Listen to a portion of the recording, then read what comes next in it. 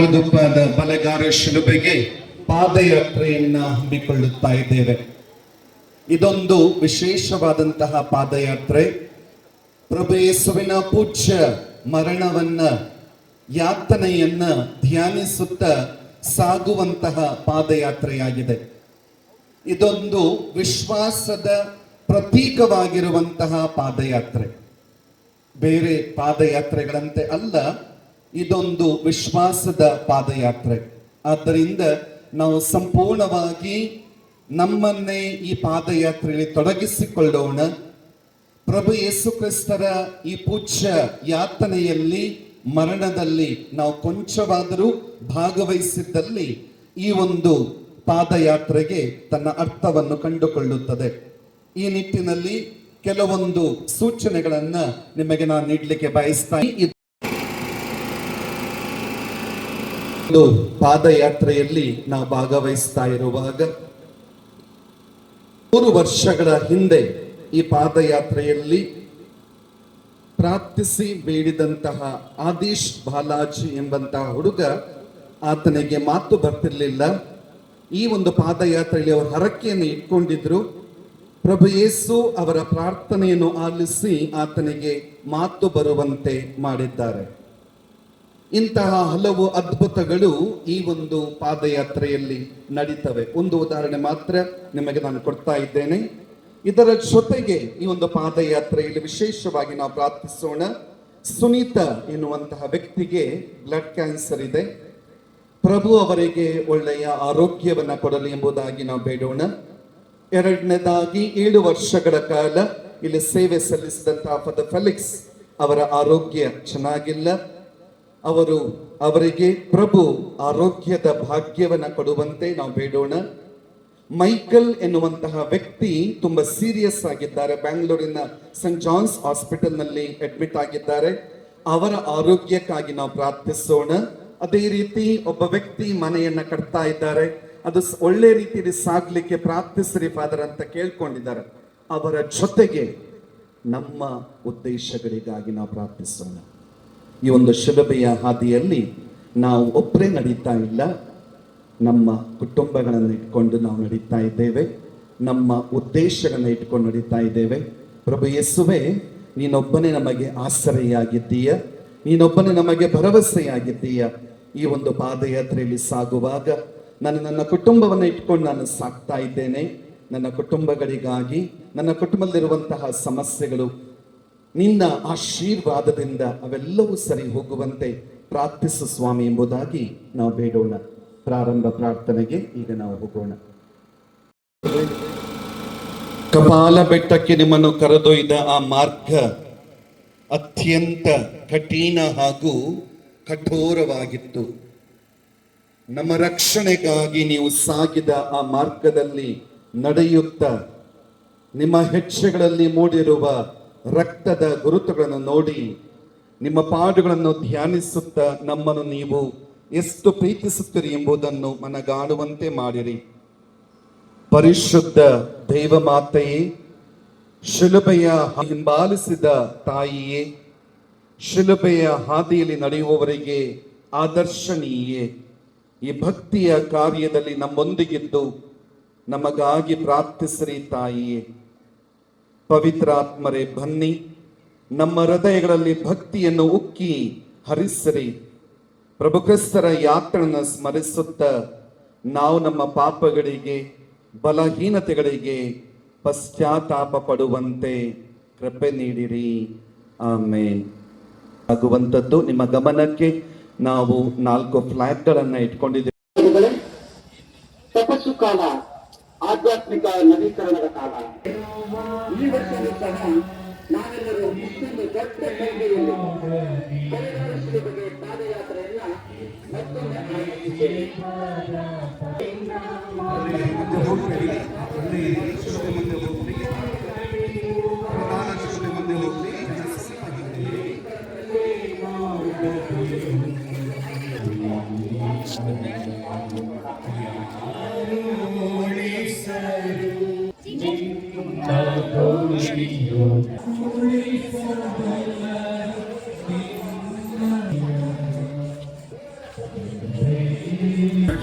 ಯಾತನೆಯ ಫಲವಾಗಿ ಯಾತನೆಯ ಫಲವಾಗಿ ಸ್ವಾಮಿಯ ಕಠಿಣ ಯಾತನೆಯ ಫಲವಾಗಿ ನಮಗೂ ಇಡೀ ಲೋಕಕ್ಕೂ ದಯೆ ತೋರಿ ಯೇಸು ಸ್ವಾಮಿಯ ಕಠಿಣ ಯಾತನೆಯ ಫಲವಾಗಿ ಮೊದಲನೆಯ ಸ್ಥಳ ಯೇಸುವಿಗೆ ಮರಣದಂಡನೆಯನ್ನು ವಿಧಿಸುತ್ತಾರೆ.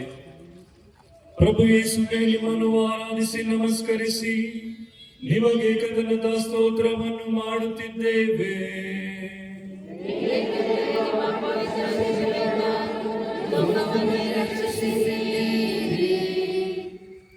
ನಮ್ಮಂತೆ ಒಬ್ಬ ಬಲಹೀನ ಮನುಷ್ಯ ದೇವಕುಮಾರನನ್ನು ಶಿಲುಬೆಗೇರಿಸಲು ಆಜ್ಞಾಪಿಸುತ್ತಾನೆ. ಕ್ರಿಸ್ತ ಗಲಭೆಕೋರ ಸಭ ದಿನವನ್ನು ಆಚರಿಸಲಿಲ್ಲ. ವೇಶ್ಯರೊಡನೆ ಸುಂಕದವರೊಂದಿಗೆ ಬೆರೆತ, ಧಾರ್ಮಿಕ ಮುಖಂಡರನ್ನು ಖಂಡಿಸಿ ಜನಸಾಮಾನ್ಯರನ್ನು ಪ್ರೀತಿಸಿದ ಎಂಬ ಕಾರಣಕ್ಕೆ ಮರಣದಂಡನೆ ವಿಧಿಸುತ್ತಾರೆ.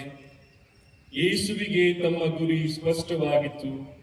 ಆದ್ದರಿಂದ ಅವರು ಆಶ್ಚರ್ಯ ಪಡಲಿಲ್ಲ, ಅಡುಕಲಿಲ್ಲ.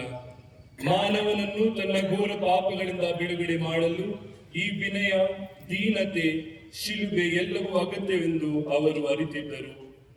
ಆದ್ದರಿಂದಲೇ ಪಿಲಾತನ ಆಜ್ಞೆಗೆ ತಲೆಬಾಗುತ್ತಾರೆ. ಪ್ರಭು ಯೇಸುವೆ, ನಮ್ಮ ಬದುಕಲ್ಲೂ ಇಂಥ ಅನೇಕ ಸಂದರ್ಭಗಳು ಬರುತ್ತವೆ. ನಾವು ತಪ್ಪು ಮಾಡದಿದ್ದರೂ ತಲೆ ತಗ್ಗಿಸುವಂತಾಗಿ ಅವಮಾನಿತರಾಗುತ್ತೇವೆ. ಇತರರು ಅನ್ಯಾಯವಾಗಿ ನಮ್ಮನ್ನು ಖಂಡಿಸಿದರೂ ಮೌನವಾಗಿರಬೇಕಾಗುತ್ತದೆ. ಇಂತಹ ಸಂದರ್ಭಗಳಲ್ಲಿ ಈ ಶೋಧನೆಗಳನ್ನು ಸಹಿಸಲು ನಮಗೆ ಹೆಚ್ಚು ಸಹನೆ, ತಾಳ್ಮೆಯನ್ನು ಕೊಡಿರಿ ಸ್ವಾಮಿ. ನಮ್ಮ ಕುಟುಂಬದ ಶಾಂತಿಗಾಗಿ, ಪರರ ಒಳಿತಿಗಾಗಿ ಎಲ್ಲವನ್ನು ಮೌನವಾಗಿ ಸಹಿಸಿಕೊಳ್ಳುವ ದೀನತೆಯನ್ನು ನೀಡಿರಿ. ನಮ್ಮ ಮೇಲೆ ದಯ ತೋರಿ ಪ್ರಭು.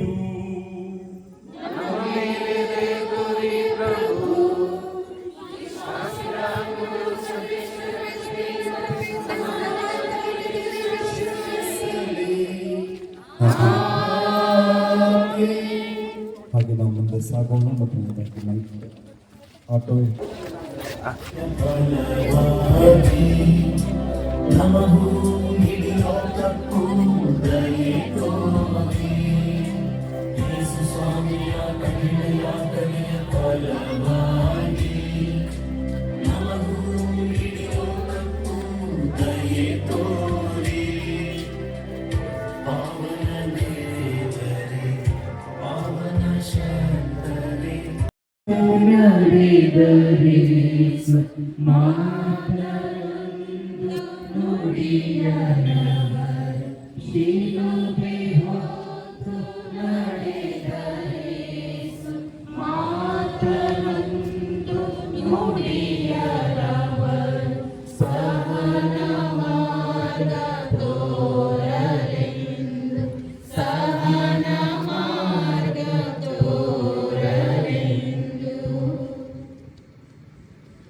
ಎರಡನೆಯ ಸ್ಥಳ ಯೇಸು ಶಿಲುಬೆ ಹೊತ್ತು ನಡೆಯುತ್ತಾರೆ. ಪ್ರಭು ಯೇಸುವೆ, ನಿಮ್ಮನ್ನು ಆರಾಧಿಸಿ ನಮಸ್ಕರಿಸಿ ನಿಮಗೆ ಕೃತಜ್ಞತಾ ಸ್ತೋತ್ರವನ್ನು ಮಾಡುತ್ತಿದ್ದೇವೆ.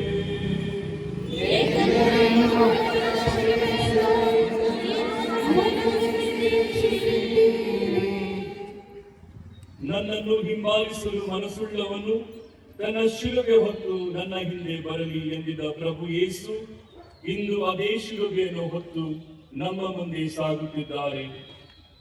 ಆ ಶಿಲುಬೆ ಭಾರವಾಗಿದ್ದರೂ, ಇಡೀ ಮನುಷ್ಯ ಕುಲದ ಪಾಪಗಳು ಘೋರವಾಗಿದ್ದರೂ ಯೇಸು ಅದನ್ನು ಏಕಾಂಗಿಯಾಗಿ ಪ್ರೀತಿಯಿಂದ ಹೊರುತ್ತಾರೆ.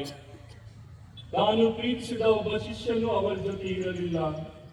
ಅವರೊಬ್ಬರನ್ನೇ ಏಕಾಂಗಿಯಾಗಿ ಬಿಟ್ಟು ಹೋದರು. ಈ ನೋವು ಶಿಲುಬೆಗಿಂತ ಹೆಚ್ಚು ಭಾರವಾಗಿತ್ತು. ಸುತ್ತಮುತ್ತ ಇದ್ದವರೆಲ್ಲ ಅವರ ವಿರುದ್ಧವಾಗಿದ್ದರೆ ವಿನಃ ಪರವಾಗಿ ಯಾರೂ ಇರಲಿಲ್ಲ. ಪ್ರಭು ಯೇಸುವೆ, ಎಲ್ಲರೂ ನಿಮ್ಮನ್ನು ತೊರೆದು ಹೋದರು, ನೀವು ಮಾತ್ರ ನಿಮ್ಮ ಶಿಲುಬೆಯನ್ನು ಬಿಡಲಿಲ್ಲ. ನಮ್ಮ ಜೀವನದಲ್ಲೂ ಅನೇಕ ಸಾರಿ ಕಷ್ಟ ನೋವುಗಳನ್ನು ಒಂಟಿಯಾಗಿ ಅನುಭವಿಸಬೇಕಾಗುತ್ತದೆ. ನಮ್ಮ ಆತರಿಸಿಕೊಂಡವರು ಕಷ್ಟಗಳಲ್ಲಿ ನಮ್ಮಿಂದ ದೂರ ಹೋಗಿ ಬಿಡುತ್ತಾರೆ. ಸ್ವಾಮಿ ಯೇಸುವೆ, ಬರುವ ಎಲ್ಲಾ ಕಷ್ಟಗಳನ್ನು ನಾವೇ ಹೊರಲು ಸಹಾಯ ಮಾಡಿರಿ. ನಮ್ಮ ಹೊರೆ ಅಧಿಕವಾದಾಗ ಹಗುರಗೊಳಿಸಲು ನಮ್ಮೊಂದಿಗಿರಿ ಸ್ವಾಮಿ. ನಮ್ಮ ಮೇಲೆ ದಯೆ ತೋರಿ ಪ್ರಭು, ನಮ್ಮ ಮೇಲೆ ದಯೆ ತೋರಿ ಪ್ರಭು. ಸರಿ. ಆದ್ಮೇಲೆ ಎರಡನೆಯ ಸ್ಥಳವನ್ನ ಮುಗಿಸಿ ಮೂರನೆಯ ಸ್ಥಳಕ್ಕೆ ನಾವು ಮುಂದೆ ಇದ್ದೇವೆ. ನಮ್ಮ ಸುತ್ತಮುತ್ತಲು ಅನೇಕ ಆಸ್ಪತ್ರೆಗಳು ರೋಗಿಗಳನ್ನ ಗುಣಮುಖರಾಗುವುದಿಲ್ವಾ ಎನ್ನುವ ಹತಾಶೆಯಲ್ಲಿರುವವರ ಮೇಲೆ ನಿಮ್ಮ ಕರುಣೆಯ ಹಸ್ತವನ್ನು ಇಡಿ. ಪ್ರಭು ಯೇಸು ಈ ಭೂಮಿಯಲ್ಲಿ ಬಂದಾಗ ಕುರುಡರಿಗೆ ದೃಷ್ಟಿದಾನವನ್ನ ಮಾಡಿದರು, ಪಾರ್ಶ್ವವಾಯು ಪೀಡಿತರನ್ನು ಗುರುತಿಸಿದರು ಮತ್ತು ಸತ್ತವರನ್ನ ಬರೆಯುತ್ತಿದ್ದರು. ಅದೇ ದೈವಿಕ ಶಕ್ತಿಯಿದ್ದು ಈ ಆಸ್ಪತ್ರೆಗಳಲ್ಲಿರುವ ಪ್ರತಿಯೊಂದು ನಾಡುಗಳಲ್ಲಿ ಕಂಡುಹಿಡಿದರು.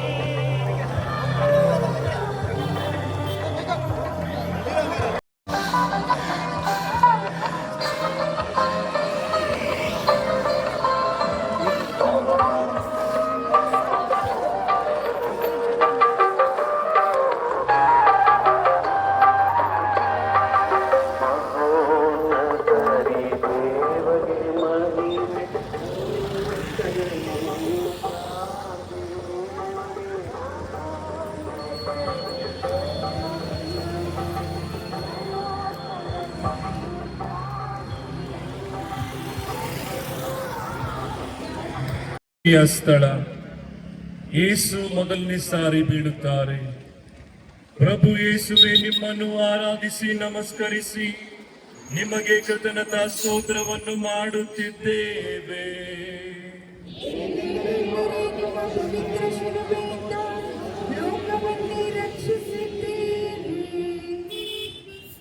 ಇಡೀ ರಾತ್ರಿ ಯೆಹೂದ್ಯರು ಸೈನಿಕರು ಯೇಸುವನ್ನು ನಿಂದಿಸಿದರು, ಚಾಟಿಗಳಿಂದ ಹೊಡೆದರು, ಅವಮಾನಗೊಳಿಸಿದರು.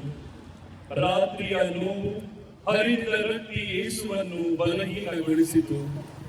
ಶಿಲುಬೆ ಹೊರಲು ಅವರಲ್ಲಿ ಶಕ್ತಿ ಇರಲಿಲ್ಲ. ಇಂಥ ಶಕ್ತಿಯಲ್ಲಿ ಮುಂದೆ ಸಾಗುವುದಾದರೂ ಹೀಗೆ? ಪರಲೋಕ ಭೂಲೋಕಗಳನ್ನು ಸೃಷ್ಟಿಸಿದ ಒಳ್ಳೆಯನಿಗೆ ಈ ಶಿಲುಬೆ ಭಾರವಾಯಿತೆ? ನಮ್ಮೆಲ್ಲರ ಮುಕ್ತಿಗಾಗಿ ಮನುಷ್ಯನಾದ ಯೇಸು ಇಷ್ಟೊಂದು ಬಲಹೀನರಾದರೆ ಎಲ್ಲ ಜನರ ಮುಂದೆ ಹಾದಿ ಬೀದಿಯಲ್ಲಿ ಕಲ್ಲು ಮುಳ್ಳು ಧೂಳಿನಲ್ಲಿ ಯೇಸು ನೆಲಕ್ಕೆ ಬೀಳಬೇಕಾಯಿತೆ? ಪ್ರಭು ಯೇಸುವೆ, ನಿಮ್ಮಂತೆ ನಾವು ಕಷ್ಟಗಳನ್ನು ಸಹಿಸಲಾರದೆ ಅನೇಕ ಸಾರಿ ಬೀಳುತ್ತೇವೆ, ಪರರಿಂದ ಅವಮಾನಿತರಾಗುತ್ತೇವೆ. ನಮ್ಮ ಜೀವನದಲ್ಲಿ ನಾವು ಮುಗ್ಗರಿಸಿದಾಗ, ಕಷ್ಟದಲ್ಲಿ ಸಿಲುಕಿಕೊಂಡಾಗ ಎಲ್ಲರ ನಗೆ ಪಾಟಲಿಗೀಡಾಗುತ್ತೇವೆ. ಇಂತಹ ಕ್ಷಣಗಳಲ್ಲಿ ನಾವು ಧೈರ್ಯವಾಗಿ ಆತ್ಮವಿಶ್ವಾಸದಿಂದ ಮುನ್ನಡೆಯಲು ಸಹಾಯ ಮಾಡಿರಿ. ನಿಮ್ಮ ಮೇಲಿನ ವಿಶ್ವಾಸ ಅಚಲವಾಗಿರಲಿ. ನೀವೇ ನಮ್ಮನ್ನು ಮುನ್ನಡೆಸುವಿರಿ ಎಂಬ ಭಯದಿಂದ ನಾವು ಎದ್ದು ನಡೆದು ನಮ್ಮ ಗುರಿಯನ್ನು ತಲುಪುವಂತೆ ನಮ್ಮನ್ನು ಆಶೀರ್ವದಿಸಲಿ ಸ್ವಾಮಿ. ನಮ್ಮ ಮೇಲೆ ದಯೆ ತೋರಿ ಪ್ರಭು. ವಿಶ್ವಾಸಿಗಳ ಆತ್ಮಗಳು ಸರ್ವೇಶ್ವರನ ಕೃಪೆಯಿಂದ ಸಮಾಧಾನದಲ್ಲಿ ವಿಶ್ರಮಿಸಲಿ. ಆಮೆನ್.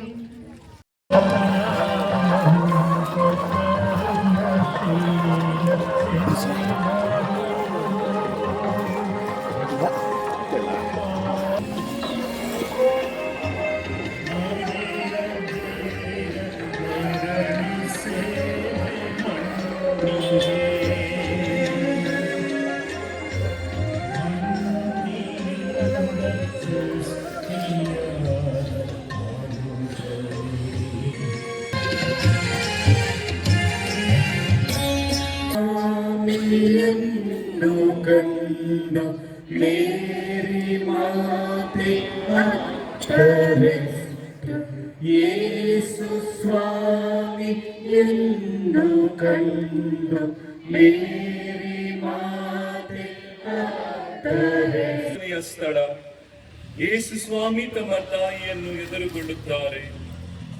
ಪ್ರಭು ಯೇಸುವೆ, ನಿಮ್ಮನ್ನು ಆರಾಧಿಸಿ ನಮಸ್ಕರಿಸಿ ನಿಮಗೆ ಕೃತಜ್ಞತ ಸ್ತೋತ್ರವನ್ನು ಮಾಡುತ್ತಿದ್ದೇವೆ.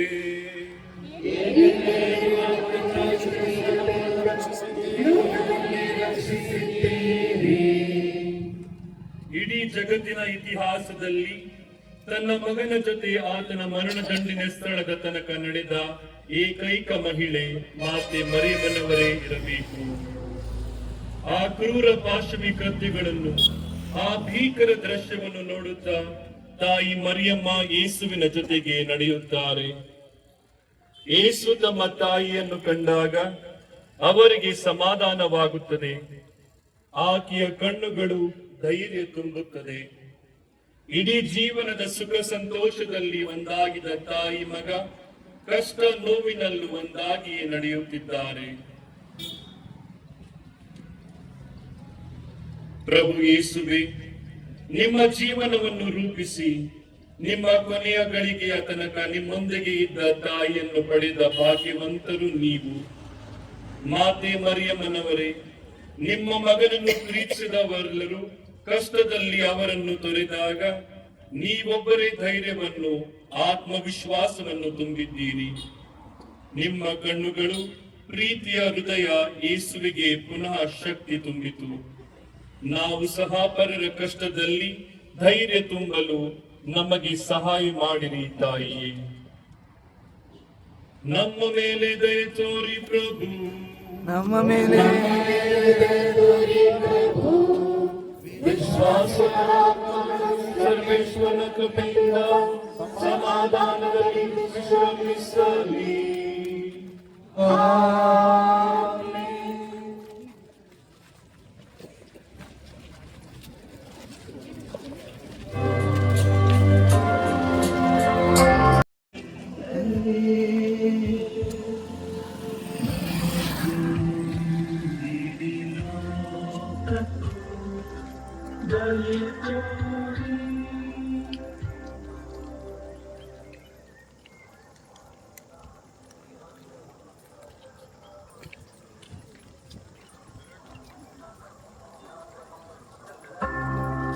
ಪವಿತ್ರ ಶಿಲುಬೆಯ ಗುರುವಿನ ಮೂಲಕ ನಮ್ಮ ವೈರಿಗಳಿಂದ ನಮ್ಮನ್ನು ಸ್ಥಳ ಸಿರಿನಿಯದ ಸೀಮೋನ ಯೇಸುವಿನ ಶಿಲುಬೆ ಹೊರುತ್ತಾನೆ.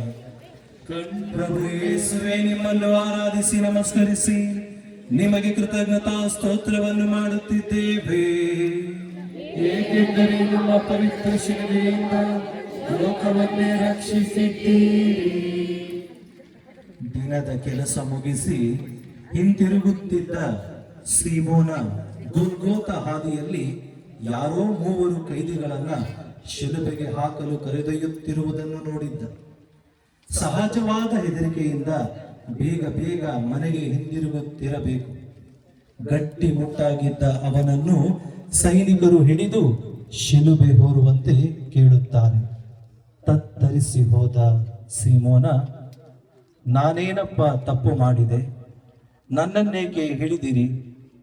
ನಾನೇಕೆ ಶಿಲುಬೆ ಹೊರಬೇಕು ಎಂದು ಕೂಗಿರಬೇಕು. ನಿಧಾನವಾಗಿ ಅವನಿಗೆ ಪರಿಸ್ಥಿತಿ ಅರ್ಥವಾಗಿತ್ತು. ಯೇಸುವಿನ ಕರುಣೆಯ ಮುಖ, ಪ್ರೀತಿ ತುಂಬಿದ ಕಣ್ಣುಗಳನ್ನು ಕಂಡಾಗ ಅವರ ಶಿಲುಬೆಯನ್ನು ಹೊತ್ತು ನಡೆದ. ಪ್ರೀತಿಯಿಂದ ಶಿಲುಬೆಯನ್ನು ಮುಟ್ಟಿದ ಆ ಕ್ಷಣದಿಂದಲೇ ಸೀಮೋನ ಯೇಸುವಿನ ಪ್ರೀತಿಯ ಶಿಷ್ಯನಾದ. ಪ್ರಭು ಯೇಸುವೆ, ಈ ಜಗತ್ತಿನಲ್ಲಿ ನಾವು ಒಳ್ಳೆಯದನ್ನು ಮಾಡಿದಾಗಲೆಲ್ಲ ಪೂರ್ಣ ಮನಸ್ಸಿನಿಂದ ಮಾಡುವಂತಿರಲಿ. ಪರರ ಕಷ್ಟದಲ್ಲಿ ಪ್ರೀತಿ, ಕರುಣೆ, ಸಹಾಯ ಹಸ್ತ ನೀಡಲು ನಾವು ಮುಂದೆ ಬರುವಂತೆ ಮಾಡಿರಿ. ನಮ್ಮ ಅಳುಕು ಸ್ವಾರ್ಥಗಳನ್ನು ಮೆಟ್ಟಿ ನಿಂತು ಪರರ ಕಷ್ಟಕ್ಕೆ ಹೆಗಲು ಕೊಟ್ಟು ನಿಲ್ಲುವುದರಿಂದ ನಮ್ಮ ಜೀವನದಲ್ಲಿ ಹೆಚ್ಚು ತೃಪ್ತಿ, ಸಂತೋಷವನ್ನು ಅನುಭವಿಸುತ್ತೇವೆ. ಎಂಬ ನಂಬಿಕೆಯನ್ನ ನೀಡಿರಿ ಪ್ರಭು. ಈ ದಾರಿಯಲ್ಲಿ ಓಡಾಡುವಂತಹ ಈ ಸುತ್ತಮುತ್ತಲು ಇರುವಂತಹ ಎಲ್ಲ ಹಳ್ಳಿಯ ಜನರನ್ನ ಪ್ರಭುವಿಗೆ ಸಮರ್ಪಿಸಿ ಪ್ರಾರ್ಥಿಸೋಣ. ನಮ್ಮ ಮೇಲೆ ದಯೆ ತೋರಿ ಪ್ರಭು, ನಮ್ಮ ಮೇಲೆ ವಿಶ್ವಾಸಿಗಳ ಆತ್ಮಗಳು ಸರ್ವೇಶ್ವರನ ಕೃಪೆಯಿಂದ ಸಮಾಧಾನದಲ್ಲಿ ವಿಶ್ರಮಿಸಲಿ.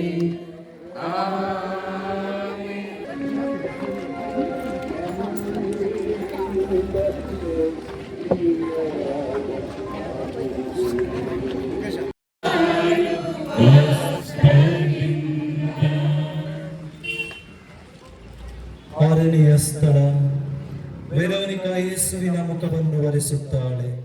ಪ್ರಭು ಯೇಸುವೆ, ನಿಮ್ಮನ್ನು ಆರಾಧಿಸಿ ನಮಸ್ಕರಿಸಿ ನಿಮಗೆ ಕೃತಜ್ಞತಾ ಸ್ತೋತ್ರವನ್ನು ಮಾಡುತ್ತಿದ್ದೇವೆ.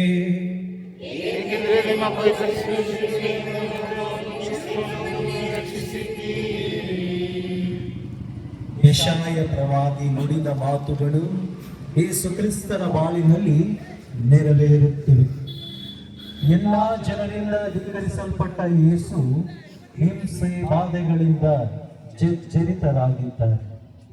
ಆ ಜನಸಂದಣಿಯಲ್ಲಿ ಯಾರಲ್ಲೂ ಕರುಣೆ ಅನುಕಂಪ ಎಂಬುದೇ ಇಲ್ಲದೆ ಹೋದಾಗ ವೆರೋನಿಕಾ ಒಬ್ಬಳೇ ಮುನ್ನುಗ್ಗಿ ಯೇಸುವಿನ ಮುಖವನ್ನ ಒರೆಸುತ್ತಾಳೆ. ಯೇಸುವಿಗೆ ಸ್ವಲ್ಪವಾದರೂ ಸಹಾಯವಾಗುವುದಾದರೆ ಹಿಂಸೆ ಎದುರಿಸಲು ಆಕೆ ಹೆದರಲಿಲ್ಲ. ಈ ಪುಟ್ಟ ಕಾರ್ಯ ಯೇಸುವಿಗೆ ಎಷ್ಟೋ ಸಾಂತ್ವನವನ್ನ ಕೊಟ್ಟಿರಬೇಕು. ಯೇಸುವಿನ ಪ್ರೀತಿಯ ಮುಖ ಖಂಡಿತವಾಗಿಯೂ ಆಕೆಯ ಹೃದಯದಲ್ಲಿ ಅಚ್ಚಳಿಯದೆ ಚಿತ್ರಿತವಾಗಿರಬೇಕು. ಅವರ ಪ್ರೀತಿಯ ಕಣ್ಣುಗಳು ಆಕೆಯ ಬಾಳಿಗೆ ಬೆಳಕಾಗಿರಬೇಕು. ಪ್ರಭು ಯೇಸುವೆ, ಈ ಬದುಕು ಕಷ್ಟ ನೋವುಗಳಿಂದ ತುಂಬಿ ಹೋಗಿದೆ. ಎಲ್ಲರೂ ತಮ್ಮ ನೋವಿನಲ್ಲಿ ಮತ್ತೊಬ್ಬರ ಸಾಂತ್ವನ ಸಮಾಧಾನ ಬಯಸುತ್ತಿದ್ದಾರೆ. ನಮ್ಮ ಪ್ರೀತಿಯ ಕಣ್ಣುಗಳಿಗಾಗಿ, ಕರುಣೆಯ ಕರಗಳಿಗಾಗಿ ಎಷ್ಟೋ ಹೃದಯಗಳು ಹಾತೊರೆಯುತ್ತಿವೆ. ಈ ಬದುಕಿನ ಕತ್ತಲೆಯನ್ನ ದೂರುವುದಕ್ಕಿಂತ ಒಂದು ಪುಟ್ಟ ದೀಪವನ್ನು ನಾವು ಹಚ್ಚುವಂತೆ ಮಾಡಿ, ಪರರಿಗಾಗಿ ನಾವು ಮಾಡುವ ಒಂದು ಪ್ರಾರ್ಥನೆ ಅವರ ಬಾಳಿಗೆ ನೆರವಾಗುತ್ತದೆ ಎಂಬ ನಂಬಿಕೆಯನ್ನು ನೀಡಿರಿ ಪ್ರಭು. ನಮ್ಮಲ್ಲಿ ಹಲವಾರು ಜನ ಬೇಡಿಕೊಂಡಿದ್ದಾರೆ, ನನಗಾಗಿ ಪ್ರಾರ್ಥಿಸಿರಿ ಎಂದು. ಅವರೆಲ್ಲರನ್ನು ಸ್ಮರಿಸಿಕೊಳ್ಳುತ್ತಾ ವಿಶೇಷವಾಗಿ ಈ ಕುಗ್ವೆ ಗ್ರಾಮದ ಸರ್ವ ಜನರನಿಗೂ ದೇವರ ಆಶೀರ್ವಾದವು ಲಭಿಸಲಿ. ಈ ಶಿಲುಬೆಯಿಂದ ಸರ್ವರು ವಿಜಯದ ಸಂಕೇತವನ್ನು ಪಡೆಯಲಿ ಎಂದು ನಾವು ಪ್ರಾರ್ಥಿಸೋಣ. ನಮ್ಮ ಮೇಲೆ ದಯೆ ತೋರಿ ಪ್ರಭು, ನಮ್ಮ ಮೇಲೆ ದಯೆ ತೋರಿರಿ ಪ್ರಭು. ವಿಶ್ವಾಸಿಗಳ ಆತ್ಮಗಳು ಸಂತರಿಸಿ ಯೇಸು ಶಿಲುಬೆಯ ಹಾರಿಸಿದರು, ಕಲ್ವಾರಿ ಬೆಟ್ಟವನ್ನೇರಿಸಿದರು, ದೇಹಕ್ಕೆ ಮೊಳೆಗಳ ಜಡಿದಿಟ್ಟರು.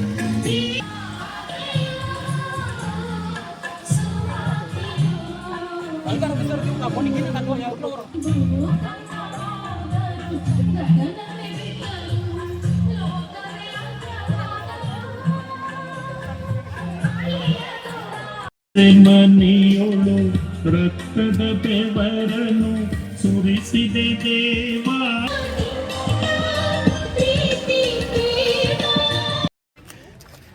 ಏಳನೆಯ ಸ್ಥಳ, ಎರಡನೆಯ ಸಾರಿ ಯೇಸು ನೆಲಕ್ಕೆ ಬೀಳುತ್ತಾರೆ. ಪ್ರಭು ಯೇಸುವೆ, ನಿಮ್ಮನ್ನು ಆರಾಧಿಸಿ ನಮಸ್ಕರಿಸಿ ನಿಮಗೆ ಕೃತಜ್ಞತಾ ಸ್ತೋತ್ರವನ್ನು ಮಾಡುತ್ತಿದ್ದೇವೆ.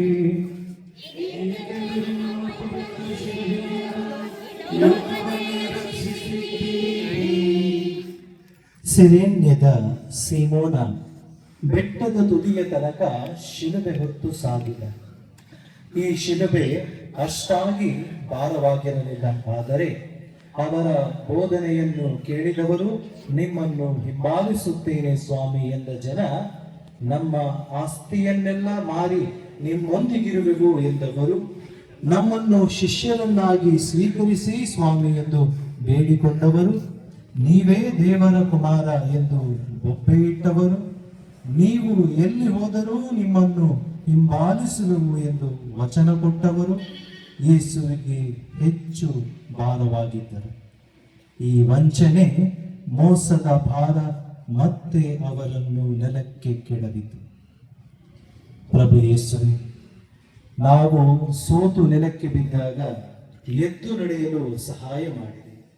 ನಮ್ಮಿಂದ ಪರರಿಗಾಗುವ ಸಾಂತ್ವನ, ಸಹಾಯ ಮತ್ತು ನೆಮ್ಮದಿಗೆ ಧಕ್ಕೆ ತರದೆ, ನಾವು ನೊಂದಿದ್ದರೂ ಪರರನ್ನು ಸಂತೋಷವಾಗಿಡುವಂತಹ ಗುಣವನ್ನ ನಮಗೆ ನೀಡಿ. ಇತರರು ನಿರಾಶೆ ಹೊಂದಿದಾಗ, ಹತಾಶರಾದಾಗ, ನಮ್ಮ ಕಷ್ಟಗಳನ್ನೇ ಇರಲಿ ಬರಿಗೈ ಎನ್ನಾದರೂ ಚಾಚಿ ಅವರಿಗೆ ಸಹಾಯ ಮಾಡುವ ಮನೋಭಾವವನ್ನು ನೀಡಿ. ಈ ಬದುಕಿನ ಹಾದಿಯಲ್ಲಿ ನಾವಿಡುವ ಪ್ರತಿ ಹೆಜ್ಜೆಯು ನಿಮ್ಮ ಅನುಗ್ರಹದಲ್ಲಿಯೇ ನೆಲೆಯೂರಲಿ.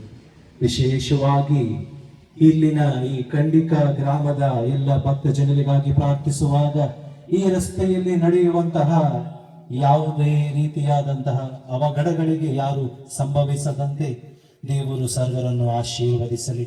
ಈ ದಾರಿಯಲ್ಲಿ ಪ್ರಯಾಣಿಸುವಾಗ ಯಾರಿಗೂ ಯಾವ ರೀತಿಯಾದ ರಸ್ತೆ ಅಪಘಾತಗಳು ಆಗದಂತೆ ಸರ್ವರು ಸುರಕ್ಷಿತವಾಗಿ ಮನೆಗಳಿಗೆ ತಲುಪಲು ಬೇಕಾದ ಕೃಪೆಯನ್ನ ಪ್ರಭು ಕರುಣಿಸಲಿ. ಅದೇ ರೀತಿ ಸಾಲದ ಬಾಧೆಯಿಂದ ಬಳಲುತ್ತಿರುವ ಕುಟುಂಬಗಳನ್ನ ಪ್ರಭು ವೀಕ್ಷಿಸಲಿ, ಅವರಿಗೆ ಕರುಣೆಯ ಹಸ್ತವನ್ನ ಚಾಚಲಿ ಎಂದು ನಾವು ಪ್ರಾರ್ಥಿಸೋಣ. ನಮ್ಮ ಮೇಲೆ ದಯೆ ತೋರಿ ಪ್ರಭು, ವಿಶ್ವಾಪಗಳಿಗೆ ಬೋಧಿತರೆಲ್ಲ ಜನಕ್ಕೆ ಬೋಧಿತರೆಲ್ಲ ಜನಕ್ಕೆ. 8ನೆಯ ಸ್ಥಳ, ಯೇಸುವನ್ನು ಕಂಡು ಜೆರುಸಲೇಮಿನ ಸ್ತ್ರೀಯರು ಅಳುತ್ತಾರೆ. ಪ್ರಭು ಯೇಸುವೇ, ನಾವು ನಿಮ್ಮನ್ನು ಆರಾಧಿಸಿ ನಮಸ್ಕರಿಸಿ ನಿಮಗೆ ಕೃತಜ್ಞತಾ ಸ್ತೋತ್ರವನ್ನು ಮಾಡುತ್ತಿದ್ದೇವೆ. ಏಕೆಂದರೆ ನಿಮ್ಮ ಪವಿತ್ರ ಶಿಲುಬೆಯಿಂದ ಈ ನಮ್ಮನ್ನು ರಕ್ಷಿಸಿದ್ದೀರಿ. ಜನರ ದೊಡ್ಡ ಗುಂಪು ಯೇಸುವನ್ನು ಹಿಂಬಾಲಿಸುತ್ತಿತ್ತು. ಕೆಲವು ಮಹಿಳೆಯರು ದುಃಖದಿಂದ ಎದೆ ಬಡಿದುಕೊಂಡು ಗೋಳಾಡುತ್ತಾ ಅವರ ಹಿಂದೆ ಬರುತ್ತಿದ್ದರು. ಯೇಸು ಅವರೆಡೆಗೆ ನೋಡಿ, ಜೆರುಸಲೇಮಿನ ಕುವರಿಯರೇ, ನನಗಾಗಿ ಅಳಬೇಡಿ, ನಿಮಗಾಗಿ ನಿಮ್ಮ ಮಕ್ಕಳಿಗಾಗಿ ದುಃಖಿಸಿರಿ. ಕಾಲವೊಂದು ಬರುವುದು, ಆಗ ಜನರು ಬಂಜೆಯರೇ ಭಾಗ್ಯವಂತರು, ಹೆರದವಳು ಹಾಲುಣಿಸದವಳೇ ಧನ್ಯಳು ಎನ್ನುವರು ಎಂದರು. ಯೇಸುವಿನ ಇಡೀ ಶಿಲುಬೆ ಹಾದಿಯಲ್ಲಿ ಅವರಿಗೆ ಪ್ರೀತಿ, ಕರುಣೆ ಕಾಣಿಸಿದ್ದು 4 ಸ್ಥಳಗಳಲ್ಲಿ ಮಾತ್ರ. ತಮ್ಮ ತಾಯಿ ಸಿರೇನ್ಯದ ಸೀಮೋನ, ವೆರೋನಿಕ ಮತ್ತು ಜೆರುಸಲೇಮಿನ ಹೆಣ್ಣು ಮಕ್ಕಳು. ಈ ಹಾದಿ ಸಾಗಲು ಇದು ಅವರಿಗೆ ಎಷ್ಟೋ ಸಹಾಯ ಮಾಡಿರಬೇಕು. ಆದರೆ ಯೇಸುವಿಗೆ ಒಂದು ಸತ್ಯವಂತೂ ಮನದಟ್ಟಾಗಿತ್ತು. ತನಗೆ ಅಂತಿಮ ಸಾಂತ್ವನ ಕೊಡುವವರು ತನ್ನ ತಂದೆಯೊಬ್ಬರೇ ಎಂಬ ಸತ್ಯ. ಆದ್ದರಿಂದಲೇ ಈ ಕ್ಷಣಿಕ ನೋವಿಗೆ ಅಳುವ ಬದಲು ನಿಮ್ಮ ನಿರಂತರ ಪಾಪಗಳಿಗೆ ಅಳಿರಿ ಎನ್ನುತ್ತಾರೆ ಪ್ರಭು ಯೇಸು. ಪ್ರಭು ಯೇಸುವೆ, ನಮ್ಮದೇ ಸ್ವಾರ್ಥದೊಳಗೆ ನಾವು ಹುದುಗಿ ಹೋಗದಂತೆ ನಮ್ಮನ್ನು ಕಾಪಾಡಿ ಪ್ರಭು. ನಮ್ಮ ಜೀವನದ ಹೊರೆ ಹೆಚ್ಚಾದಾಗ, ಸಮಸ್ಯೆಗಳು ನಮ್ಮನ್ನು ಕಾಡುವಾಗ ಅದಕ್ಕಾಗಿ ಕೇವಲ ಅಳುತ್ತಾ ಕೂಡದೆ ಅವುಗಳ ಕಾರಣಗಳನ್ನು ಅರಿತು ಪಶ್ಚಾತ್ತಾಪಪಟ್ಟು ನಮ್ಮ ಸ್ವಂತ ಪ್ರಯತ್ನದಿಂದ ತಿದ್ದಿಕೊಳ್ಳುವಂತೆ ಮಾಡಿ. ನಮ್ಮ ಎಲ್ಲ ಕಷ್ಟಗಳಿಗೆ ನಮ್ಮ ಬಲಹೀನತೆಗಳೇ ಕಾರಣ ಎಂಬ ಸತ್ಯ ನಮ್ಮ ಕಣ್ಣುಗಳನ್ನ ತೆರೆಸಲಿ ಪ್ರಭು. ವಿಶೇಷವಾಗಿ ಈ ಸಿರಿವಂತೆ ಗ್ರಾಮದಲ್ಲಿರುವಂತಹ ಸುತ್ತಮುತ್ತಲು ಇರುವಂತಹ ಎಲ್ಲ ಅನ್ಯ ಧರ್ಮೀಯರಿಗಾಗಿಯೂ ನಮ್ಮ ಸಹೋದರ ಸಹೋದರಿಯರಿಗಾಗಿ ಪ್ರಾರ್ಥಿಸೋಣ. ಈ ಜಾಗದಲ್ಲಿ ಹಲವಾರು ರೀತಿಯಾದಂತಹ ಮುಂದೆ ಬರುವಂತಹ ಆ ಕ್ರಾಸ್ನಲ್ಲಿ ಹಲವಾರು ರೀತಿಯಾದಂತಹ ಜೀವಗಳು ಹೋಗಿವೆ. ಇಲ್ಲಿ ಕಳೆದು ಹೋದ ಈ ರಸ್ತೆ ಅಪಘಾತಗಳಲ್ಲಿ ಅವಘಡಕ್ಕೆ ಒಳಗಾದ ಅವರೆಲ್ಲರ ಆತ್ಮಗಳು ಪ್ರಭು ನಿತ್ಯ ವಿಶ್ರಾಂತಿಯನ್ನು ದಯಪಾಲಿಸಲಿ. ವಿಶೇಷವಾಗಿ ಕುಟುಂಬಗಳಲ್ಲಿ ಅಳುತ್ತಾ ದುಃಖದಲ್ಲಿರುವ ಎಲ್ಲ ತಾಯಂದಿರನ್ನ ಪ್ರಭು ವೀಕ್ಷಿಸಲಿ. ನಾವು ಪ್ರಭುವಿನಲ್ಲಿ ಬೇಡಿಕೊಳ್ಳೋಣ. ನಮ್ಮ ಮೇಲೆ ದಯೆ ತೋರಿ ಪ್ರಭು, ನಮ್ಮ ಮೇಲೆ ದಯೆ ತೋರಿ ಪ್ರಭು. ಕೃಷ್ಣ ಆಶೀರ್ವಾದಗಳು ಸರ್ವೇಶ್ವರನ ಕೃಪೆಯಿಂದ ಸಮಾಧಾನದಲ್ಲಿ ವಿಶ್ರಮಿಸಲಿ. ಆಮೆನ್.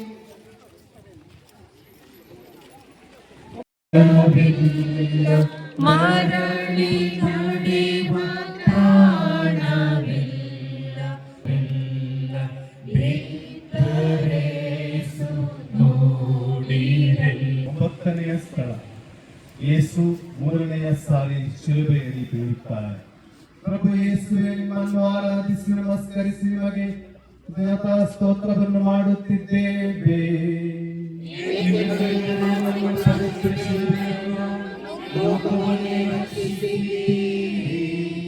ಯೇಸು ಸ್ವಾಮಿ 3ನೇ ಸಾರಿ ನೆಲಕ್ಕೆ ಬಿದ್ದರು. ಆದರೂ ಕೂಡಲೇ ಎದ್ದು ಮುನ್ನಡೆಯಲು ಸಿದ್ಧರಾಗುತ್ತಾರೆ.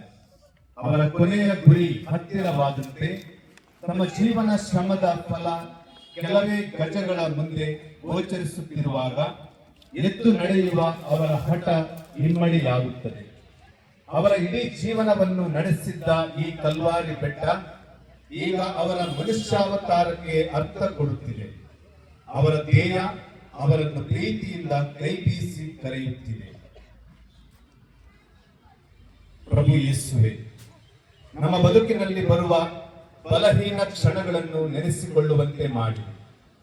ಈ ಸಮಾಜದಲ್ಲಿ, ನಮ್ಮ ಕುಟುಂಬದಲ್ಲಿ ಎಷ್ಟೋ ಜನ ತಪ್ಪು ದಾರಿಯಲ್ಲಿ ನಡೆಯಲು ನಾವು ಕಾರಣೀಕರ್ತರಾಗಿದ್ದೇವೆ. ನಮ್ಮ ನೇರ ಪ್ರಚೋದನೆಯಿಂದ, ಕೆಟ್ಟ ನಡತೆಯಿಂದ, ನಿರ್ಲಕ್ಷ್ಯ ಮತ್ತು ಬೇಜವಾಬ್ದಾರಿತನದಿಂದ ಇತರರ ಪಾಪಕ್ಕೆ ಕಾರಣರಾಗಿದ್ದೇವೆ.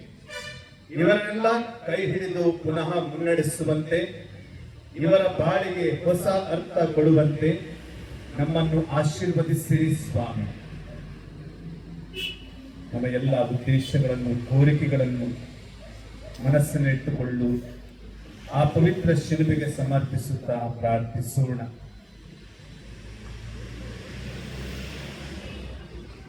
ನಮ್ಮ ಮೇಲೆ ದಯೆ ತೋರಿ ಪ್ರಭು. ನಮ್ಮ ಮೇಲೆ ದಯೆ ತೋರಿ ಪ್ರಭು.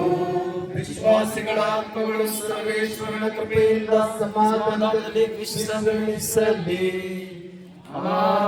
ಆಮೆನ್.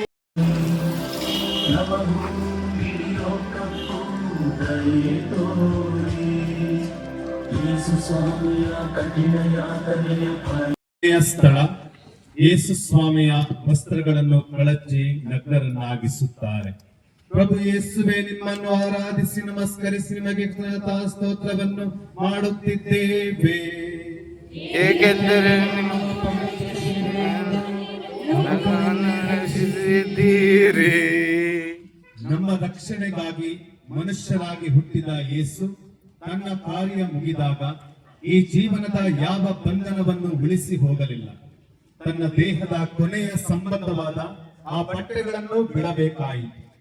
ಎಲ್ಲರ ಮುಂದೆ ಬಹಿರಂಗವಾಗಿ ಬಟ್ಟೆ ಕಳಚುವ ದೃಶ್ಯ ಇಡೀ ಮನುಷ್ಯ ಕುಲಕ್ಕೆ ಅವಮಾನ ಮಾಡಿದಂತಿತ್ತು. ತನ್ನ ಉದರದಲ್ಲಿ ಹುಟ್ಟಿದ ಪರಿಶುದ್ಧ ದೇಹದ ಆ ನಗ್ನತೆಯನ್ನು ಬೆತ್ಲೆಹೇಮಿನಲ್ಲಿ ಮುಚ್ಚಿಟ್ಟಳು ದೇವಮಾತೆ. ಈಗ ಅದೇ ಮಗ ಕಲ್ವಾರಿ ಬೆಟ್ಟದ ಎತ್ತರದಲ್ಲಿ ಎಲ್ಲರ ಮುಂದೆ ನಗ್ನನಾಗಿ ಕಾಣಬೇಕಾಯಿತು. ಅವಮಾನದ ಅಂತಿಮ ಘಟ್ಟ ತಲುಪಿದ್ದನ್ನು ಆಕೆ ನೋಡಿದಳು. ಪ್ರಭು ಯೇಸುವೆ, ನಿಮ್ಮ ಪಯಣ ಮುಗಿದಿದೆ. ಜೀವನದ ಎಲ್ಲಾ ಬಂಧನಗಳನ್ನು ಕಡಿದುಕೊಂಡು ಎಲ್ಲರ ಮುಂದೆ ನಗ್ನರಾಗುವಷ್ಟು ವಿಧೇಯರಾಗಿದೆ. ನಿಮ್ಮ ಈ ಸ್ಥಿತಿ ನೋಡುವಾಗ ಈ ಸಮಾಜದಲ್ಲಿ ಕಳಚಿ ಹೋಗಿರುವ ಮಾನವೀಯತೆಯ ಬಗ್ಗೆ ನಾವು ದುಃಖಿಸಬೇಕಾಗಿದೆ. ನಮಗೆ ಮಾನವೀಯತೆಯನ್ನು ಕಲಿಸಿರಿ ಸ್ವಾಮಿ. ಈ ಮಾನವೀಯತೆಯಿಂದ ಇಡೀ ಮನುಷ್ಯ ಕುಲ ಶುದ್ಧವಾಗಿ ಎಲ್ಲರಲ್ಲೂ ಪ್ರೀತಿ, ಅನುಕಂಪ ಹರಿದು ನಮ್ಮ ಈ ಬದುಕು ಪಾವನವಾಗಲಿ. ಒಂದು ಕ್ಷಣ ಪ್ರಾರ್ಥಿಸೋಣ. ಈ ಶಿಲುಬೆ ಹಾದಿಯುದ್ದಕ್ಕೂ ಅನೇಕ ರೀತಿಯ ನೆರವನ್ನು ನೀಡುತ್ತಿರುವಂತಹ ನಮ್ಮ ಸಾಗರ ಧರ್ಮ ಕೇಂದ್ರದ ಗುರುಗಳಿಗಾಗಿಯೂ, ಕನ್ಯಾ ಭಗಿನಿಯರಿಗಾಗಿಯೂ, ಎಲ್ಲ ಭಕ್ತ ವಿಶ್ವಾಸಿಗಳಿಗಾಗಿಯೂ, ಈ ಶಿಲುಬೆಯ ಯಾತ್ರೆಯಲ್ಲಿ ಪಾಲ್ಗೊಂಡ ಸರ್ವರನ್ನು ಪವಿತ್ರ ಶಿಲುಬೆಗೆ ನಾವು ಸಮರ್ಪಿಸುತ್ತಾ ಪ್ರಾರ್ಥಿಸೋಣ. ನಮ್ಮ ಮೇಲೆ ದಯೆ ತೋರಿ ಪ್ರಭು. ನಮ್ಮ ಮೇಲೆ ದಯೆ ತೋರಿರಿ ಪ್ರಭು. ವಿಶ್ವಾಸಿಗಳ ಆತ್ಮಗಳು ಸರ್ವೇಶ್ವರನ ಕೃಪೆಯಿಂದ ಸಮಾಧಾನದಲ್ಲಿ ವಿಶ್ರಮಿಸಲಿ. ಆಮೆನ್. ಮರದ ತೊಲೆಗೆ ತುಳಿದೇಹ ಕೈಯ ಕಾಲುಗಳನ್ನು ಅವರ ಜಡಿದರ. 11ನೆಯ ಸ್ಥಳ, ಯೇಸುವನ್ನು ಶಿಲುಬೆಗೆ ಜಡಿಯುತ್ತಾರೆ. ಪ್ರಭು ಯೇಸುವೆ, ನಿಮ್ಮನ್ನು ಆರಾಧಿಸಿ ನಮಸ್ಕರಿಸಿ ನಿಮಗೆ ಕೃತಜ್ಞತಾ ಸ್ತೋತ್ರವನ್ನು ಮಾಡುತ್ತಿದ್ದೇವೆ. ಏಕೆಂದರೆ ನಿಮ್ಮ ಪವಿತ್ರ ಶಿಲುಬೆಯಿಂದ ನಮ್ಮನ್ನು ರಕ್ಷಿಸಿದ್ದೀರಿ. ಪ್ರಭು ಯೇಸು ಇಡೀ ಮನುಷ್ಯ ಕುಲಕ್ಕೆ ಒಳ್ಳೆಯದನ್ನು ಮಾಡುತ್ತಾ ಬಂದರು. ಯಹೂದ್ಯರು ಅವರನ್ನು ಶಿಲುಬೆಯ ಮರಕ್ಕೆ ನೇತು ಹಾಕಿ ಕೊಂದರು. ಮಕ್ಕಳನ್ನು ಅಪ್ಪಿಕೊಂಡು ಆಶೀರ್ವದಿಸಿದ ಆ ಕೈಗಳು ಕುಷ್ಠರೋಗಿಗಳನ್ನು ಗುಣಪಡಿಸಿದ್ದ, ಪಾಪಿಷ್ಠರನ್ನು ಪುನೀತರಾಗಿಸಿದ್ದ, ಸಾವಿರಾರು ಮಂದಿಯ ಹಸಿವಿಗೆ ಆಹಾರವಿತ್ತಿದ್ದ ಅದೇ ಪ್ರೀತಿಯ ಕೈಗಳು ಇಂದು ಶಿಲುಬೆಗೆ ಜಡಿಯಲ್ಪಟ್ಟವು. ಇಡೀ ಪ್ಯಾಲೆಸ್ತೀನಿನ ಬಡವರ ಮಧ್ಯೆ ನಡೆದಾಡಿದ್ದ, ಪಾಪಿಗಳನ್ನು ಹುಡುಕಿಕೊಂಡು ಹೋಗಿದ್ದ ಆ ಕಾಲುಗಳಿಗೆ ಮೊಳೆಗಳನ್ನು ಜಡಿದು ಶಿಲುಬೆಗೆ ಬಂಧಿಸಲಾಯಿತು. ಪ್ರಭು ಯೇಸುವೆ, ನಮ್ಮನ್ನು ಅಪ್ಪಿಕೊಳ್ಳಲು ನಿಮ್ಮ ಕರಗಳು ಚಾಚಿರುವಂತೆ ನಮ್ಮ ಕರಗಳು ಇತರರನ್ನು ಅಪ್ಪಿಕೊಳ್ಳಲು ತೆರೆಯಲಿ. ನಮಗೆ ಕೆಡುಕು ಮಾಡಿದವರನ್ನು, ಕೆಟ್ಟದ್ದನ್ನು ಬಯಸಿದವರನ್ನು ನಾವು ಕ್ಷಮಿಸುವಂತ ಉದಾರ ಗುಣವನ್ನು ನೀಡಿರಿ. ನಮ್ಮ ಜೀವನದಲ್ಲಿ ಏನೇ ಕಷ್ಟ ಬಂದರೂ ನಿಮ್ಮ ಮೇಲೆ ವಿಶ್ವಾಸ ಕಳೆದುಕೊಳ್ಳದೆ ನಿಮ್ಮ ಚಾಚಿದ ಕರಗಳಿಗೆ ಹತ್ತಿರವಾಗಿಯೇ ಇರಲು ನಮ್ಮನ್ನು ಆಶೀರ್ವದಿಸಿರಿ ಪ್ರಭು. ವಿಶೇಷವಾಗಿ ನಾವೆಲ್ಲರೂ ಸಹ ಕಷ್ಟ ತೊಂದರೆಗಳಲ್ಲಿ ಒಳಗೊಂಡಿರುವ ವ್ಯಕ್ತಿಗಳನ್ನ ನೆನೆಸಿ ಪ್ರಾರ್ಥಿಸೋಣ. ಅದಾಗಿರಬಹುದು ನಮ್ಮ ಕುಟುಂಬ, ಅದಾಗಿರಬಹುದು ನಮ್ಮ ಸಂಬಂಧ, ಇವೆಲ್ಲವನ್ನು ಪ್ರಭುವಿಗೆ ಸಮರ್ಪಿಸೋಣ. ಯಾವುದೂ ಶಾಶ್ವತವಲ್ಲ, ಕೊನೆಯಾಗಿ ಉಳಿಯುವುದು ಜನನ ಮರಣದ ಮಧ್ಯದಲ್ಲಿ, ನಮ್ಮ ಮಧ್ಯದಲ್ಲಿರುವಂತಹದ್ದು ಈ ಜೀವನ. ಈ ಜೀವನವನ್ನ ಸಾಗಿಸಲು ಪ್ರಭುವಿನಲ್ಲಿ ಶಕ್ತಿಯನ್ನು ಕೇಳೋಣ. ಬದುಕಿರುವ ಇನ್ನೂ ಕೆಲವು ಕಾಲಗಳು ಸಹ ಪ್ರಭುವಿಗಾಗಿ ಬದುಕಲು ಆತನು 2 ಕರಗಳನ್ನ ಚಾಚಿ ನಮಗಾಗಿ ಪ್ರಾಣ ಅರ್ಪಿಸಿದ್ದಂತೆ ನಾವು ಸಹ ಪರರಿಗಾಗಿ ನಮ್ಮ ಕರಗಳನ್ನ ಚಾಚಿ ಸಹಾಯ ಹಸ್ತವನ್ನು ನೀಡುವಂತಾಗಲಿ ಎಂದು ಪ್ರಾರ್ಥಿಸೋಣ. ನಮ್ಮ ಮೇಲೆ ದಯೆ ತೋರಿ ಪ್ರಭು. ವಿಶ್ವಾಸಿಗಳ ಆತ್ಮಗಳು ಸರ್ವೇಶ್ವರನ ಕೃಪೆಯಿಂದ ಸಮಾಧಾನದಲ್ಲಿ ವಿಶ್ರಮಿಸಲಿ. ಸೋದರೇಸು ಬಳಲಿ ಬಳಲಿ 3 ತಾಸು ಶಿಲುಬೆ ಮೇಲೆ ಸತ್ತರೆ. ಜೀವವಿತ್ತು ಪಾಪಿಯನಗೆ ಜೀವವಿತ್ತು. 12ನೆಯ ಸ್ಥಳ, ಯೇಸು ಶಿಲುಬೆಯ ಮೇಲೆ ಪ್ರಾಣ ನೀಗುತ್ತಾರೆ. ಪ್ರಭು ಯೇಸುವೇ, ನಾವು ನಿಮ್ಮನ್ನು ಆರಾಧಿಸಿ ನಮಸ್ಕರಿಸಿ ನಿಮಗೆ ಕೃತಜ್ಞತಾ ಸ್ತೋತ್ರವನ್ನು ಮಾಡುತ್ತಿದ್ದೇವೆ.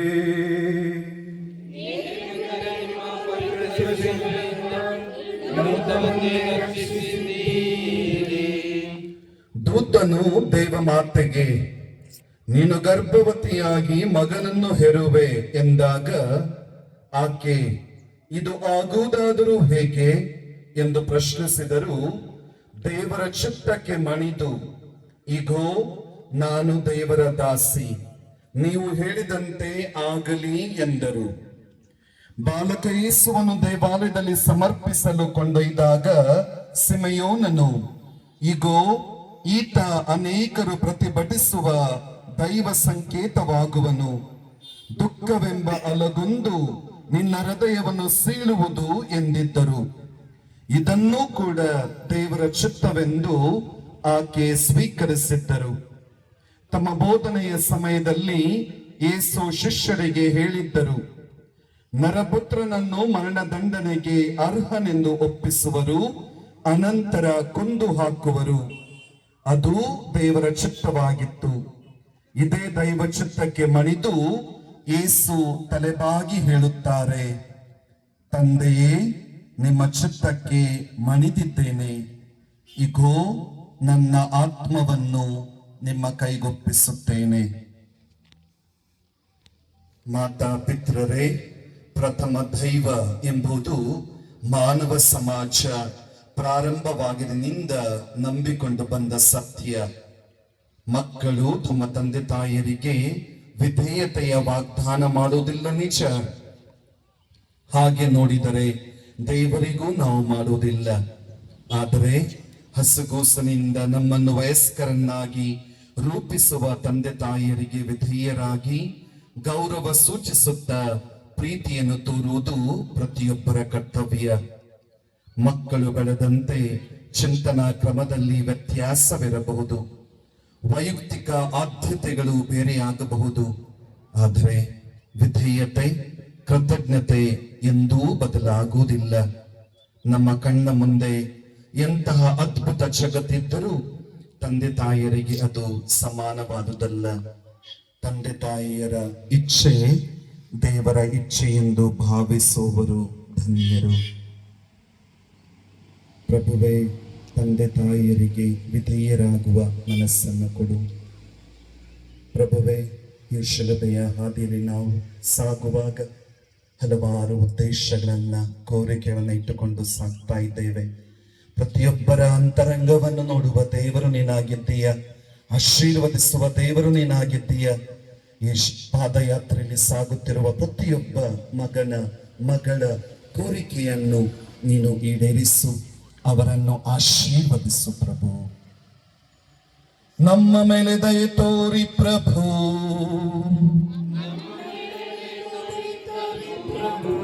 ವಿಶ್ವಾಸಿಗಳ ಆತ್ಮಗಳು ಸರ್ವೇಶ್ವರನ ಕೃಪೆಯಿಂದ ಸಮಾಧಾನದಲ್ಲಿ ವಿಶ್ರಮಿಸಲಿ. ಆಮೆನ್. ಶವವತರರು ಮೇರಿ ಮಾತೆ ಮಡಿಲಲ್ಲಿಡಲು ಶಿಲುಬೆಯಿಂದ ಶವವತರರು ಮೇರಿ ಮಾತೆ ಮಡಿಲಲ್ಲಿಡಲು ಕೇಳುವದೆಂತು.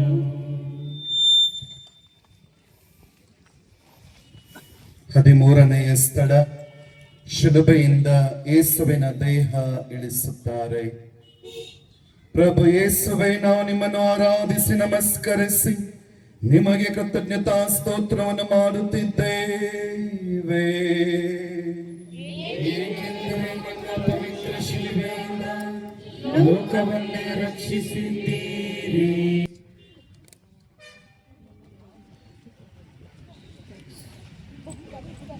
ಮಾಡಿ ನೀವು ಮಾಡಿ. ದೃಢ ಮನಸ್ಸಿನ ಒಬ್ಬ ವ್ಯಕ್ತಿ ಸುಲಭವಾಗಿ ಹತಾಶೆಗೆ ಒಳಗಾಗಲಾರ. ಸ್ಪಷ್ಟ ಗುರಿಯುಳ್ಳವರು, ಅಗಾಧವಾದ ನೈತಿಕ ಶಕ್ತಿ ಇರುವವರು ಸುಲಭವಾಗಿ ಸಾವಿಗೆ ಶರಣಾಗುವುದಿಲ್ಲ. ಹಾಗೆಂದೇ ಪ್ರಭು ಸತ್ತಿದ್ದಾರೋ ಇಲ್ಲವೋ ಎಂದು ಖಾತ್ರಿಪಡಿಸಿಕೊಳ್ಳಲು ಸೈನಿಕನೊಬ್ಬ ಈಟಿಯಿಂದ ಅವರ ಎದೆ ತೆರೆಯುತ್ತಾನೆ. ಶಿಲುಬೆಯ ಹಾದಿಯಲ್ಲಿ ಹರಿದು ಹೋಗಿದ್ದ ರಕ್ತದ ಕೊನೆಯ ಹನಿಯೂ ಹರಿದು ಬರುತ್ತದೆ.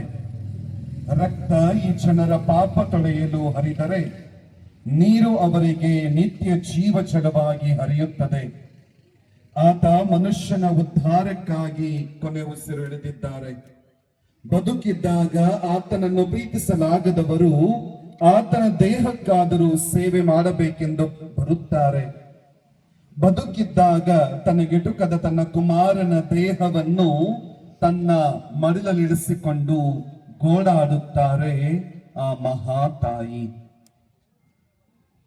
ಸಾವು ಎಂಬುದು ಮನುಷ್ಯನ ಹುಟ್ಟಿನಷ್ಟೇ ಸತ್ಯ. ಆದರೆ ಈ ಸಾವಿಗೆ ಹೆದರುವವರು ಬಹಳ ಜನ. ನಮ್ಮ ಕುಟುಂಬದಲ್ಲಿ ಇರುವ ನಮ್ಮ ತಂದೆ ತಾಯಿಯರು, ವೃದ್ಧರು ಸಾವಿಗೆ ಎಷ್ಟೊಂದು ಹೆದರಿಕೊಳ್ಳುತ್ತಾರೆ. ಸ್ವಲ್ಪ ದಿನ ಕಾಯಿಲೆ ಬಿದ್ದರೆ, ಯಾವುದಾದರೂ ಅಪಘಾತವಾದರೆ ಸಾವು ಬಂದೇ ಬಿಟ್ಟಿತು ಎಂದು ಕಂಗಲಾಗುತ್ತಾರೆ. ಇಂಥವರಿಗೆ ಬೇಕು ನಮ್ಮ ಅಭಯ. ಸಾವಿಗಿಂತ ದಡವಾದದ್ದು ಮನುಷ್ಯನ ಸಂಕಲ್ಪ ಎಂದು ಹೇಳುವವರು ಬೇಕು. ನಮ್ಮ ಮನೆಯಲ್ಲಿ ಸಣ್ಣ ಪುಟ್ಟ ಕಾಯಿಲೆ ಬಂದಾಗ ಅಥವಾ ದೀರ್ಘ ಕಾಯಿಲೆಯಿಂದ ಯಾರಾದರೂ ನರಳುವಾಗ ನಾವು ಅವರಿಗೆ ಧೈರ್ಯ ತುಂಬಬೇಕು. ಅವರ ಜೊತೆ ಕುಳಿತು ಮಾತನಾಡಿ ದೇವರು ಎಂದಿಗೂ ಕೈ ಬಿಡಲಾರ ಎಂಬ ವಿಶ್ವಾಸ ತುಂಬಬೇಕು. ಅವರನ್ನು ಕೂರಿಸಿಕೊಂಡು ಅವರೊಂದಿಗೆ ದೇವರಲ್ಲಿ ಪ್ರಾರ್ಥಿಸಬೇಕು. ಪ್ರಭುವಾದ ಯೇಸುವೆ, ಈ ಸಂಜೆ ಈ ಊರಿನ ಸಮಸ್ತ ಜನರನ್ನು ನಿಮ್ಮ ಮಡಿಲಿಗೆ ನಾವು ಸಮರ್ಪಿಸುತ್ತೇವೆ. ಈ ಊರಿನ ಎಲ್ಲಾ ಕುಟುಂಬಗಳ ಕಷ್ಟ ಕಾರ್ಪಣ್ಯಗಳನ್ನ ನೀಗಿಸುವಂತಹ ದೇವನೀನಾಗು. ಈ ಊರಿನ ಎಲ್ಲ ಮಕ್ಕಳನ್ನು ಆಶೀರ್ವದಿಸು. ಈ ಊರಿನಲ್ಲಿ ಅವರು ಕೈಗೊಳ್ಳುವಂತಹ ಎಲ್ಲ ಕೆಲಸ ಕಾರ್ಯಗಳನ್ನ, ಹೊಲ ಗದ್ದೆಗಳನ್ನ ಆಶೀರ್ವದಿಸು. ಅವರು ಆ ಕುಟುಂಬಗಳಲ್ಲಿ ಶಾಂತಿ ಸಮಾಧಾನ ನೆಲೆಸುವಂತೆ ಮಾಡು ಪ್ರಭು. ನಮ್ಮ ಮೇಲೆ ದಯೆ ತೋರಿ ಪ್ರಭು. ವಿಶ್ವಾಸಿಗಳ ಆತ್ಮಗಳು ಸರ್ವೇಶ್ವರನ ಕೃಪೆಯಿಂದ ಸಮಾಧಾನದಲ್ಲಿ ವಿಶ್ರಮಿಸಲಿ. ಪೂಜ್ಯ ಶರೀರ ರಕ್ತ ಆತ್ಮ ದೈವತ್ವವನ್ನು ನಮ್ಮ ಮತ್ತು ಈ ಲೋಕದ ಪಾಪ ಪರಿಹಾರಕ್ಕಾಗಿ ಅರ್ಪಿಸುತ್ತೇವೆ.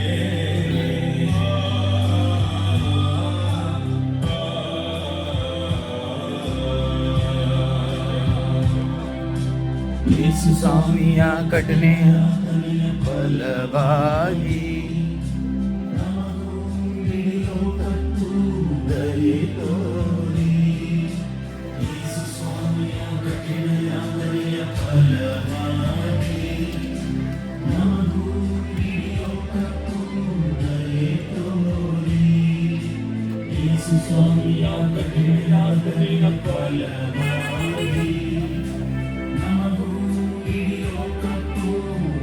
ಕನೆಯ ಸ್ಥಳ ಯೇಸುವಿನ ಶರೀರವನ್ನು ಭೂಸ್ಥಾಪನೆ ಮಾಡುತ್ತಾರೆ. ಪ್ರಭು ಯೇಸುವೆ, ನಾವು ನಿಮ್ಮನ್ನು ಆರಾಧಿಸಿ ನಮಸ್ಕರಿಸಿ ನಿಮಗೆ ಕೃತಜ್ಞತಾ ಸ್ತೋತ್ರವನ್ನು ಮಾಡುತ್ತಿದ್ದೇವೆ. ಏಕೆಂದರೆ ನಿಮ್ಮ ಪವಿತ್ರ ಶಿಲುಬೆಯಿಂದ ಲೋಕವನ್ನೇ ರಕ್ಷಿಸಿದ್ದೀರಿ. ಗಾಯಗೊಂಡಿದ್ದ ಆ ದೇಹ ಈಗ ನಿರ್ಜೀವಗೊಂಡಿದೆ. ಆ ನಿರ್ಜೀವ ದೇಹವನ್ನು ಶಿಲುಬೆಯಿಂದ ಕೆಳಗಿಳಿಸುತ್ತಾರೆ. ಆದರೆ ಆತನ ಪ್ರಾಣ ಮತ್ತು ಉಸಿರು ಶಿಲುಬೆಯಲ್ಲಿಯೇ ನಿಂತು ಬಿಟ್ಟಿದೆ ಎಂಬುದು ಜನರಿಗೆ ಅರ್ಥವಾಗುವುದಿಲ್ಲ. ಆತ ಸತ್ತ ಎಂದಾಕ್ಷಣ ಎಲ್ಲರ ಭರವಸೆಗಳು ನುಚ್ಚು ನೂರಾಗಿವೆ. ಶಿಷ್ಯರೆಲ್ಲರೂ ನಿರಾಶೆಯಿಂದ ನಾಪತ್ತೆಯಾಗಿ ಬಿಟ್ಟಿದ್ದಾರೆ. 3 ದಿನ ನೀರವ ಮೌನ ಆವರಿಸಿಕೊಳ್ಳುತ್ತದೆ. ಇಂತಹ ಮೌನ ಮತ್ತು ನೀರವತೆ ಆತನ ಬದುಕನ್ನು ಆವರಿಸಿಕೊಂಡದ್ದು ಎಷ್ಟು ಸಾರಿಯೋ. ಗಲಿಲೆಯದ ಸಣ್ಣ ಹಳ್ಳಿಯಿಂದ ಜೆರುಸಲೇಮಿನ ತನಕ ಆತನ ದಾರಿಯಲ್ಲಿ ಹೀಗೆ ಎಷ್ಟೋ ಸಲ ಕತ್ತಲು ಕವಿದಿರಲಿಲ್ಲ. ಇಂತಹ ಕತ್ತಲಲ್ಲೇ ಎಳೆ ಕಂದನನ್ನು ತಂದೆ ತಾಯಿಯರು ಹೊತ್ತು ರಾತ್ರೋರಾತ್ರಿ ಈಜಿಪ್ಟಿಗೆ ಓಡಿ ಹೋಗಬೇಕಾಯಿತು. ಈಗ ಈ ಕತ್ತಲ ಬದುಕಿಗೆ ಅಂತಿಮ ತೆರೆಬಿತ್ತು ಎಂದೇ ಎಲ್ಲರೂ ಭಾವಿಸಿದರು. ಎಲ್ಲರ ಬದುಕಿನಲ್ಲೂ ಈ ಮೌನ ಮತ್ತು ನೀರವತೆ ಬರುತ್ತದೆ. ಈ ಕತ್ತಲ ದಾರಿ ಇನ್ನು ಎಷ್ಟು ದೂರವೋ ಎಂದು ಆತಂಕಗೊಳ್ಳುವವರು ಇದ್ದಾರೆ. ಎಲ್ಲವೂ ಶೂನ್ಯವೆಂಬಂತೆ ನಿರಾಶೆಗಳು ಕವಿಯುತ್ತವೆ. ಎಲ್ಲರೂ ಜೊತೆಗಿದ್ದರೂ ತಾನು ಒಂಟಿ ಏಕಾಂಗಿ ಎನಿಸುತ್ತದೆ. ಎಲ್ಲರೂ ಇದ್ದಾರೆ, ಆದರೆ ನನ್ನವರು ಎನ್ನುವವರು ಯಾರೂ ಇಲ್ಲ ಎನಿಸಲೂಬಹುದು. ಆದರೆ ಈ ಅನಿಸಿಕೆಗಳೆಲ್ಲ ಕ್ಷಣಿಕ ಎಂಬುದನ್ನು ಮಾತ್ರ ಮರೆಯಬಾರದು. ಕತ್ತಲೆಯ ನಂತರ ಬೆಳಕು ಇದ್ದೇ ಇದೆ.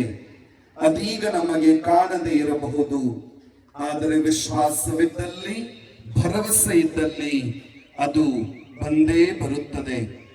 ಪ್ರಭುವಿಗೂ ಕತ್ತಲ ನಂತರ ಬೆಳಕು ಕಾಣಿಸಿತ್ತು, ಹಾಗೆಯೇ ನಮಗೂ ಕಾಣಿಸುತ್ತದೆ. ನಮ್ಮ ಮೇಲೆ ದಯೆ ತೋರಿ ಪ್ರಭು,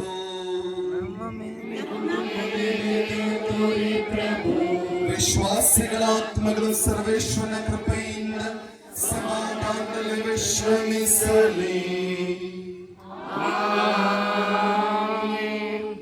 ಮುಕ್ತಾಯ ಪ್ರಾರ್ಥನೆ.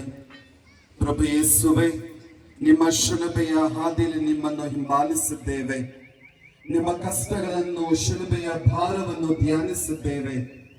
ನಮ್ಮ ಕುಟುಂಬಗಳು ಇಂತಹ ಕಷ್ಟದ ಹಾದಿಯಲ್ಲಿ ಸಾಗುವಾಗ ನಿಮ್ಮ ದೃಢತೆ, ಆತ್ಮಶಕ್ತಿಯನ್ನು ನಮಗೆ ನೀಡಿರಿ. ಪ್ರೀತಿ, ಸಹೋದರತ್ವ, ಕರುಣೆ, ಅನುಕಂಪದಿಂದ ನಮ್ಮ ಕುಟುಂಬವು ಸಾಗಲಿ. ನಾವು ಪರಸ್ಪರ ಸಾಂತ್ವನವಾಗಿ ಒಬ್ಬರಿಗೊಬ್ಬರು ಪ್ರಾರ್ಥಿಸಲು ನಿಮ್ಮ ಅನುಗ್ರಹವನ್ನು ದಯಪಾಲಿಸಿರಿ. ನಾವು ಮಾಡುವ ಪ್ರಾರ್ಥನೆ, ತಪಸ್ಸುಗಾದ ವ್ರತಗಳು, ಪೂಜಾ ಸಂಸ್ಕಾರಗಳ ಸ್ವೀಕಾರ ನಮ್ಮ ಬಲಹೀನತೆಗಳನ್ನು ತುಂಬಿ ನಾವು ಸರಿ ದಾರಿಯಲ್ಲಿ ನಡೆಯುವಂತೆ ಮಾಡಲಿ. ಮಾತೆ ಮರಿಯಮ್ಮನವರೇ, ನಮ್ಮ ಸಹಾಯಕಿಯೇ, ನಮಗಾಗಿ ಪ್ರಾರ್ಥಿಸಿರಿ. ನಾನು ವಂದಿಸಬೇಕು ನಮ್ಮ ಕೇಂದ್ರದ ಪಾಲನಾ ಪರಿಷತ್ತಿನ ಎಲ್ಲ ಸದಸ್ಯರಿಗೆ ತುಂಬಾ ಸುಂದರವಾಗಿ ತಮ್ಮ ಜವಾಬ್ದಾರಿಯನ್ನು ನಿಭಾಯಿಸಿದ್ದಾರೆ. ಪಾಲನಾ ಪರಿಷತ್ತಿನ ಎಲ್ಲ ಸದಸ್ಯರಿಗೆ ಮತ್ತು ಮುಖ್ಯಸ್ಥ ಕಾರ್ಯದರ್ಶಿಯಾಗಿರುವಂತಹ ಮೈಕಲ್ ಡಿಸೋಜ ಇವರಿಗೆ ಒಂದು ಜೋರಾದ ಚಪ್ಪಾಳೆಯನ್ನು ನಾವು ತಟ್ಟೋಣ. ಭಕ್ತಿಪೂರ್ವಕವಾಗಿ ಅವರನ್ನು ನಡೆಸುವಂತಹ ಸಾಗರ ಧರ್ಮ ಕೇಂದ್ರದ ಧರ್ಮಗುರುಗಳಾದಂತಹ ರಿಚರ್ಡ್ ಅನಿಲ್ ಅವರಿಗೆ ಎಲ್ಲರ ಪರವಾಗಿ